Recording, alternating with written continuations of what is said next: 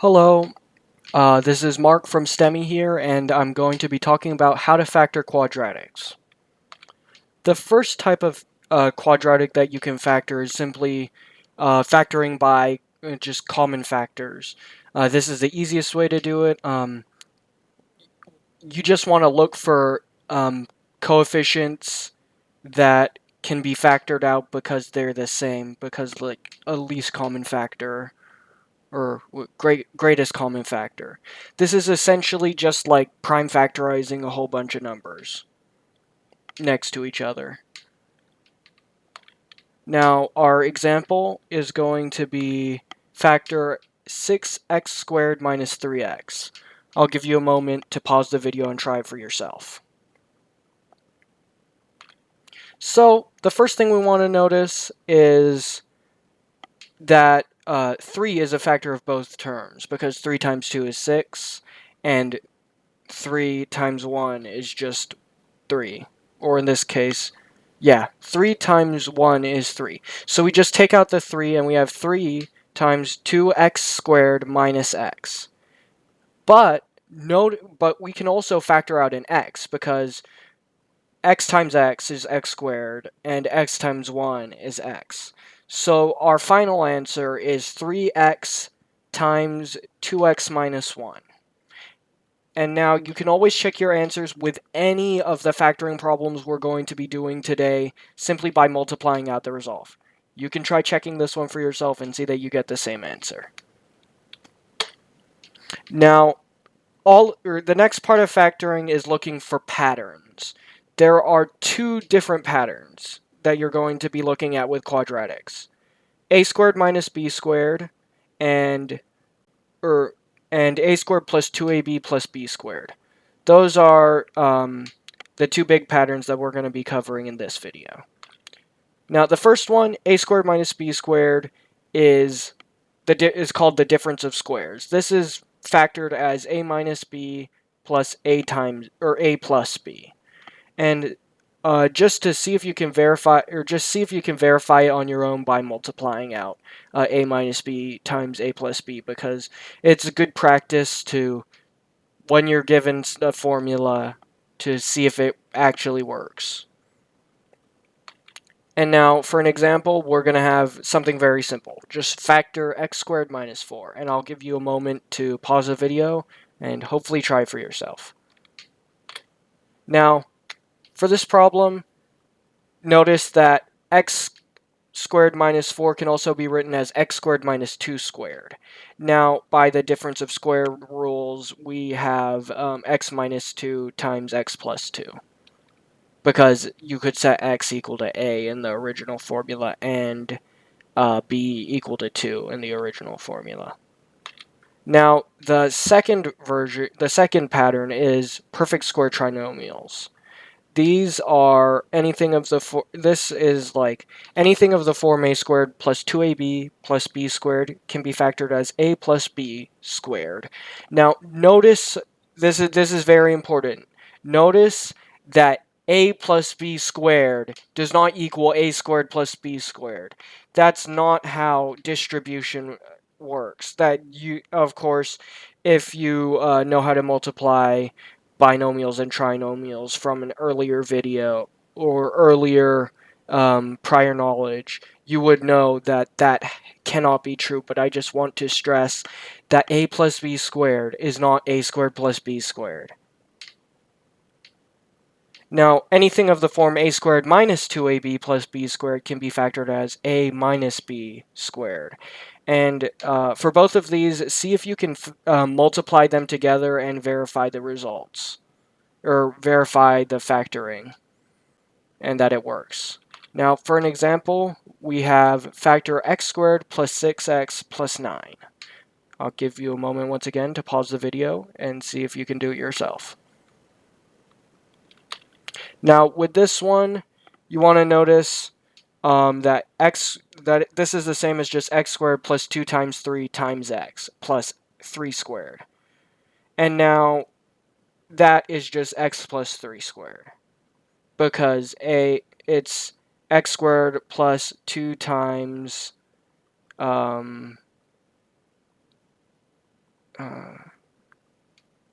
2 times a times b squared, and since a is x, and since b is 3, we have x squared plus 2 times 3 plus, or 2 times 3 times x plus 3 squared, and using a is x squared and b is 3, we get from the formula x plus 3 squared.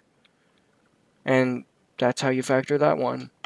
Now, the most quadratics that you're going to come across that are factorable won't be in that form. They'll be in something like x squared plus bx plus c. Now, this is your general quadratic form, or your general standard form of a quadratic, but when a is just 1. Let's consider just some arbitrary quadratic x squared plus bx plus c. Now, you want to find a pair of integers p and q such that p plus q is equal to b and p times q is equal to c.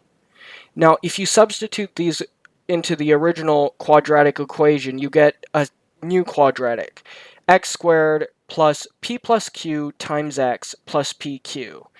Then expanding the middle term, you have x squared plus px plus qx plus pq. And then we're just grouping the left two and the right two terms together. And then factoring out an x from the left group and a q from the right group, you get x times x plus p plus q times x plus p. Now notice that, like our original, just a common factor sort of factoring, we have x plus p as a common factor of both of both terms. So we can factor out x plus p, and we're left with x plus p times x plus q. Now, here's an example for factoring by grouping when a is equal to 1. Factor x squared plus 4x plus 3. I'll give you a moment to pause the video and see it for yourself, or try it for yourself. Now, what we do is we want to let p and q equal to 1, so that 3 times 1 is 3, right? And 3 plus 1 is 4, which is the middle term. Then we split up the middle term into 3x plus x, so we have x squared plus 3x plus x plus 3. Then we group x squared plus 3x and 1 times x plus 3. Now I just added the 1 there so that we know what we're going to do in the next step.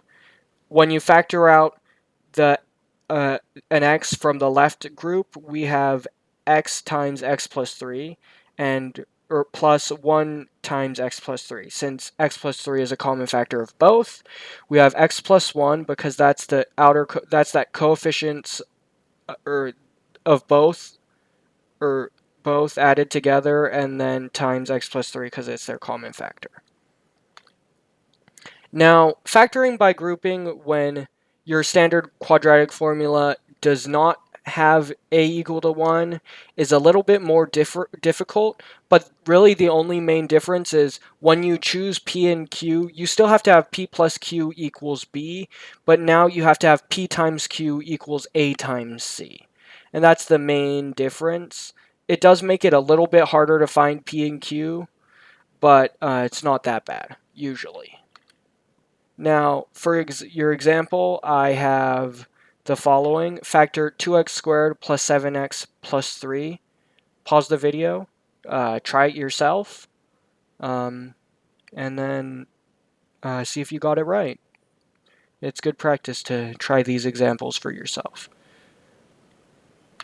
So, what we want to do is we want to let p equal 1 and q equal 6, so that we have 6 times 1 is equal to 2 times 3 equals 6, right? Because 6 times 1 is p times q, and 2 times 3 is a times b, or a times c, and both of those equal 6, and then p plus q is equal to 7. So we know that p equals 1 and q equals 6 has to work. So we have 2x squared plus 6x plus 6 or plus x plus 3, and then we group it into 2x squared plus 6x plus x plus 3. Then we factor out a 2x from the left-hand side and factor out a 1 from the right-hand side, just so that we know it sort of just helps us visualize what we're doing. And then we factor our x plus 3 from both terms, and we get 2x plus 1 times x plus 3. And of course, as with any of the other examples, you can check this one for yourself to make sure that works. And you should find that it does give you 2x squared plus 7x plus 3. Now, I've left you with some exercises, and the solutions I'll show in a little bit. Just pause the video and try these 13 for yourself. Alright, now that you've hopefully checked or tried at least some of the problems, we'll look at the solutions. Here they are. And I've selected a few that I'm going to go over in more detail in just a moment. Pause the video, check your answers, see if you know where these answers are coming from as well. Now, we're going to go over a few of the trickier ones. The first one that I want to go over, or the first three that I want to go over, are essentially the same in the way you do them. We'll start off on the left side with x to the fourth minus x squared. Now, don't worry if you got this one wrong, because it's, as the title says, it's a little bit trickier. What you want to notice is that x squared is x to the fourth, and 4 squared is 6. So using the difference of squares, we get x squared minus 4 times x squared plus 4.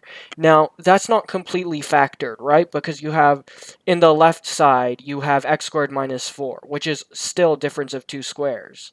So what we do is we factor that one out, just like the previous difference of square ones, and we get x minus 2 times x plus 2 times x squared plus 4. The second one, 81x squared minus 49, is very similar, but slightly easier because you don't have to use difference of squares twice. What you want to notice is 81x squared is really just 9x quantity squared, and 49 is just 7 squared. So then, using the difference of difference of two squares, we have 9x minus 7 times 9x plus 7. And I've just included the third one, 50x squared minus 72x or 72, because there is that extra step where to get to the point where you can use difference of square or difference of two squares, you have to factor out 2, which may not be obvious at the beginning. But since 50 and 72 are both divisible by 2, we factor out 2 from both, and we get 2 times 25x squared minus 36.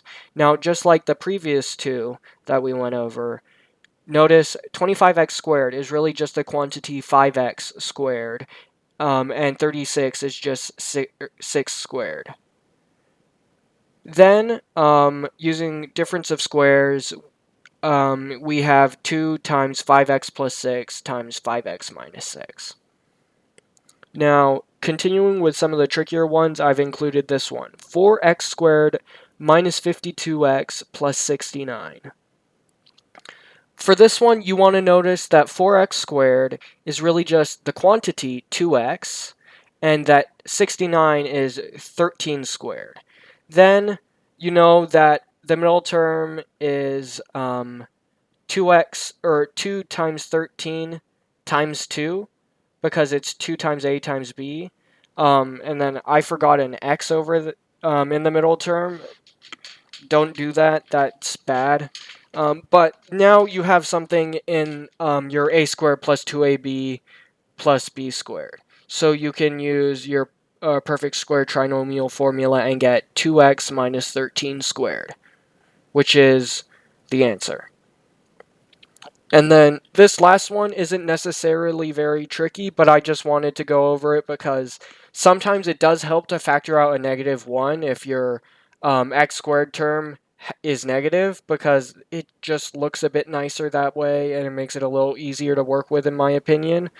So our first step is just factoring out a -1. So we have -1 times 8x squared plus 15x minus 2. Now, I didn't include the 1 because that is implied when you say negative of a quantity. It's the same as -1 times that quantity. Then, using a little bit of thinking, you can find P and Q have to be 16 and -1, because 16 and -1 add to 15, and 8 times -2 gives the same thing as 16 times -1. Then you do your normal factor by grouping on the stuff inside the parentheses to get the group, or you get negative 8x squared plus 16x minus x plus 2. Then you want to factor out 8x from the left-hand side, and then leave the right-hand side alone. And then, because x plus 2 is a common factor in both, you can factor out the x plus 2, and you're left with negative 8x minus 1 times x plus 2. Notice you could get the same thing from using, without factoring out the negative sign, but you'd end up with negative 8x plus 1 times x plus 2. And then, but that's the same as this one because you can just factor out a negative from the 8x plus, or negative 8x plus 1. Now, as a little bonus, I've included a little sort of proof of the perfect square trinomial pattern.